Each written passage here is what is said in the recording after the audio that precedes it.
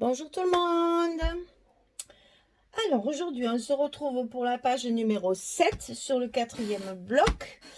On va faire plein de choses aujourd'hui. Alors d'abord en premier, je voulais juste rectifier un petit truc.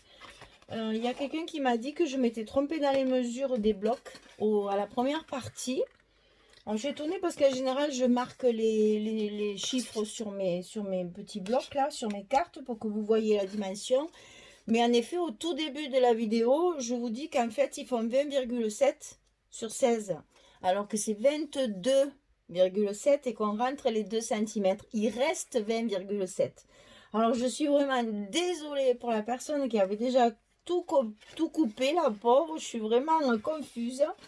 Et voilà, on va trop vite et voilà ce qui se passe. Alors je suis désolée, c'est bien 22,7 et on plie 2 cm, ce qui fait qu'il reste 20,7.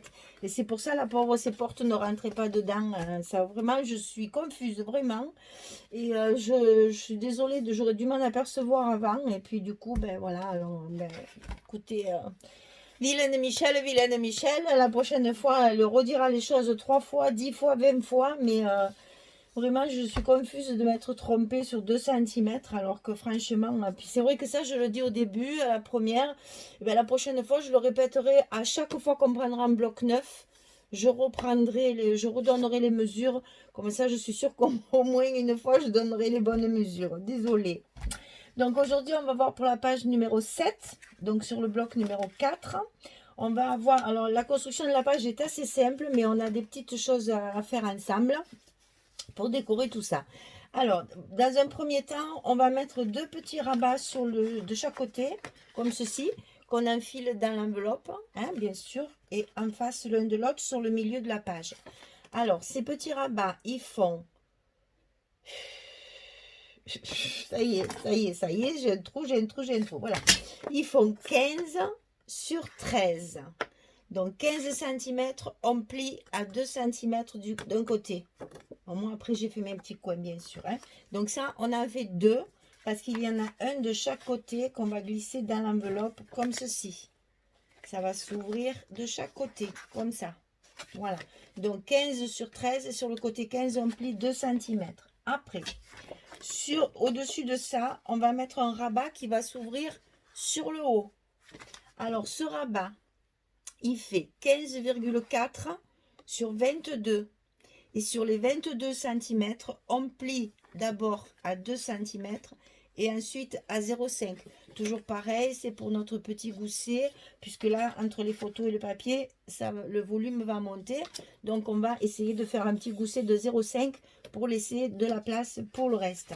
Donc, je répète, 22 sur 15,4, on plie à 2, puis à 0,5.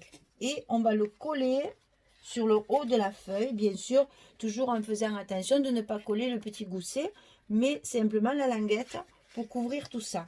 Alors, cette page, on ne met pas d'aimant parce qu'on va faire une fermeture fabrication maison. Donc, je vous en ai préparé 2 pour vous montrer ce qu'on va faire et on va en faire un ensemble. Donc, on va faire ce qu'on appelle un petit trombone altéré. C'est-à-dire qu'on va décorer un trombone. Voilà un exemple.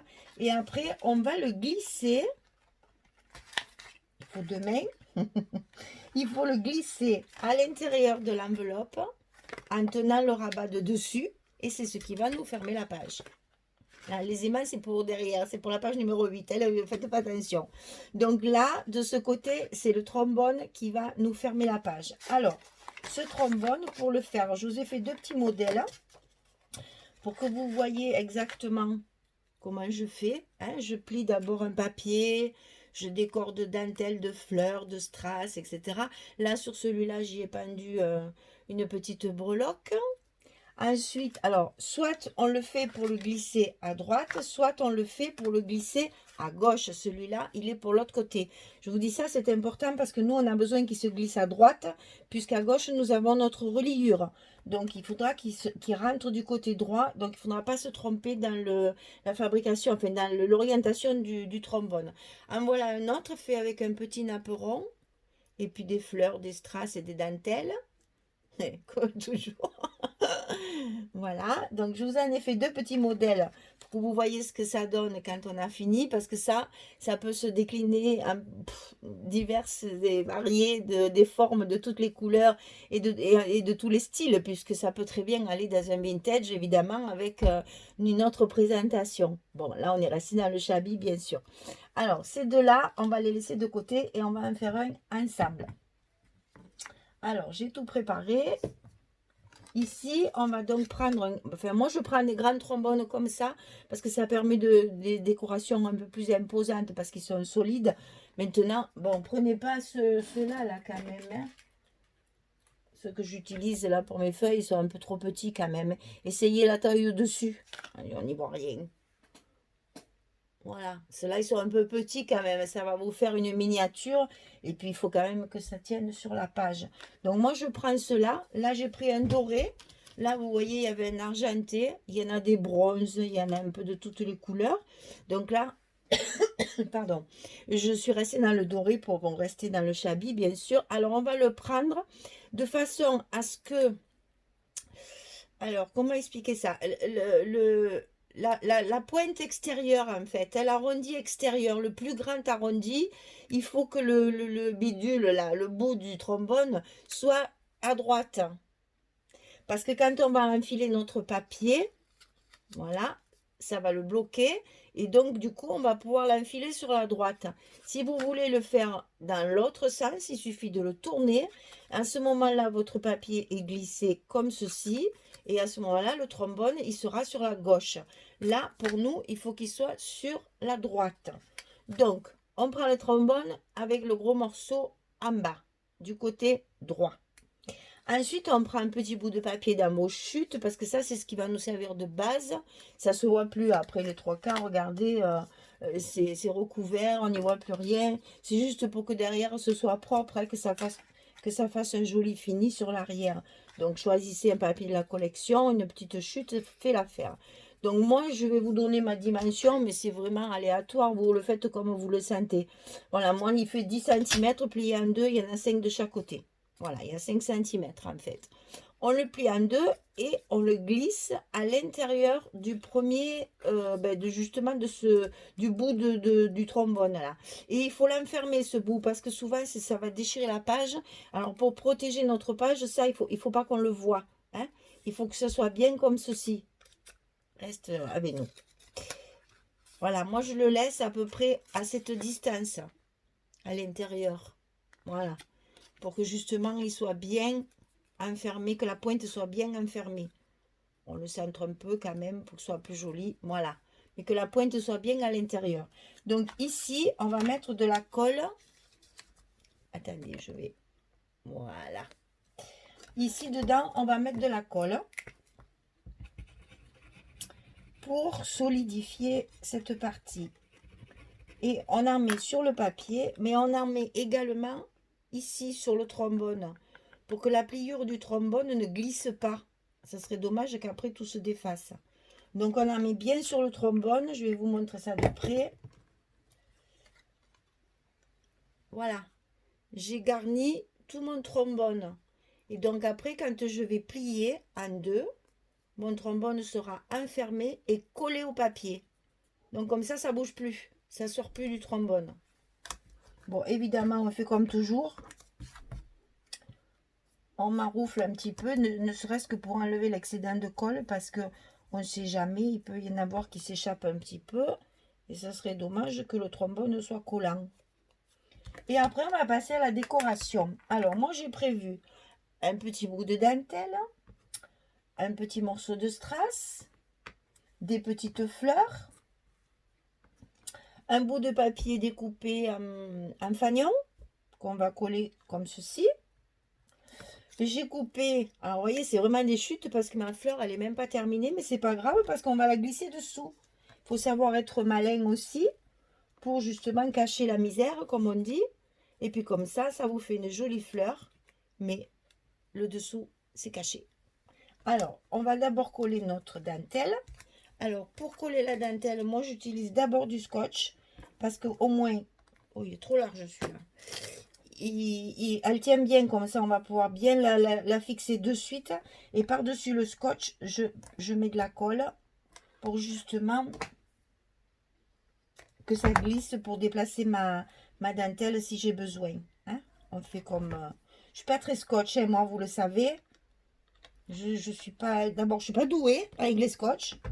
Et puis ensuite, je sais pas, ça me vient pas. C'est pas quelque chose qui me... Voilà, ça là, ce moment-là qui n'en finit plus là, de lever ces morceaux de blanc. Vous voyez comme quoi j'ai de la patience, mais pas pour tout. Hein. Alors, une fois que j'ai fait ça, je rajoute un peu de colle dessus. C'est pas la peine d'en mettre beaucoup, hein, c'est juste pour que ça glisse. Hein. Voilà. Et ensuite, je positionne ma dentelle. Alors là, cherchez pas à faire quelque chose, vous y voyez, hein, peut-être pas beaucoup. Hein. Cherchez pas à faire quelque chose de très très propre, de très carré, de très, comment on dit là, quelque chose d'un peu bien structuré. Hein. On est là dans le chablis, on est là dans la confection d'un trombone décoration. Donc franchement, c'est pas la peine de faire quelque chose de rectiligne. Hein. Rester dans le flou, dans le vaporeux. Voilà, il faut rester du volume, du volume. Toujours du volume. Alors après, mais j'ai pas ancré mes petits papiers, donc je les ancre avec vous.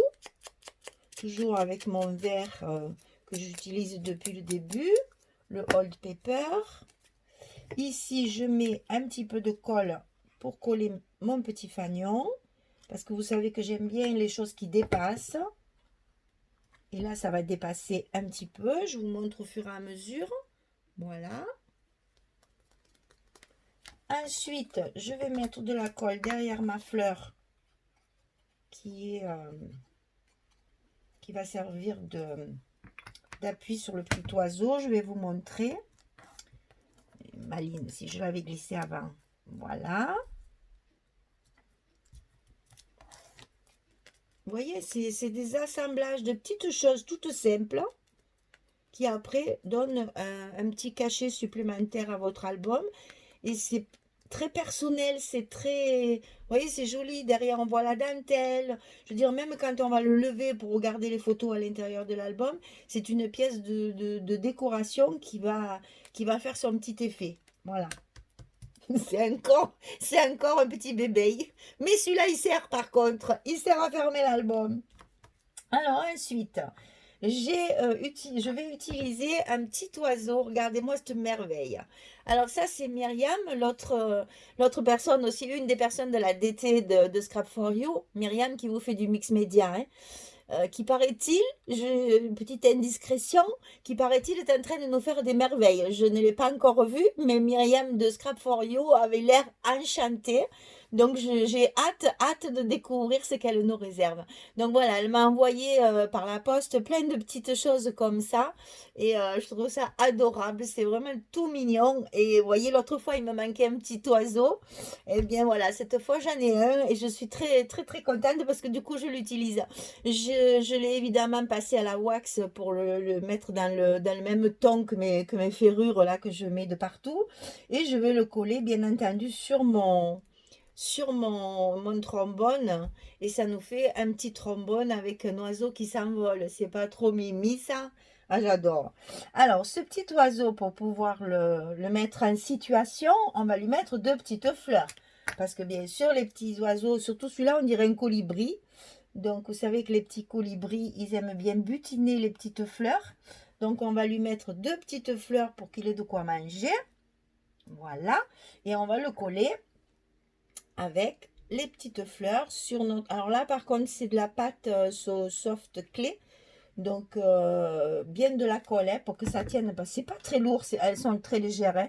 Mais bon, il faut quand même que ça tienne. Voilà. Donc, on va appuyer un petit peu. Même si la colle, elle déborde, c'est pas grave. Elle séchant, elle devient transparente.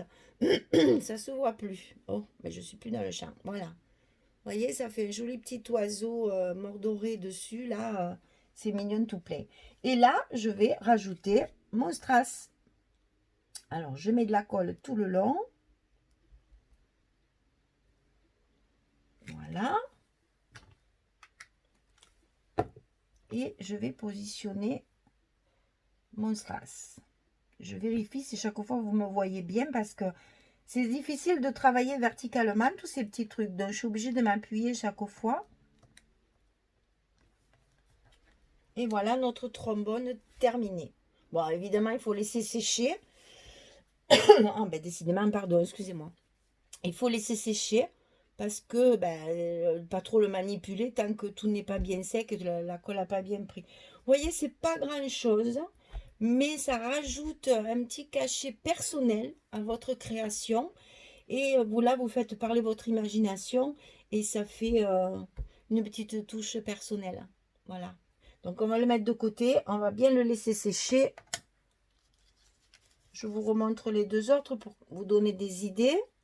Là, c'est un petit napperon que j'ai plié en deux, avec des rubans et de la dentelle, des fleurs et des strass.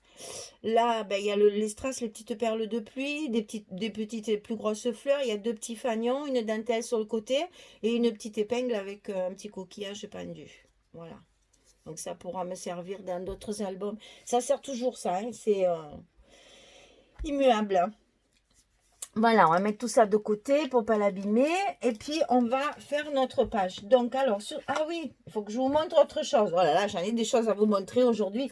Vous savez, je vous avais dit que j'avais commandé les moules qui étaient en rapport avec cette collection. Donc, voilà le résultat une fois moulé. Alors, celui-ci, c'est le petit oiseau avec la cabane qu'il y a sur les papiers. Bon, là, ils ne sont pas travaillés, hein, c'est brut, là. Hein. Mais c'est très très blanc.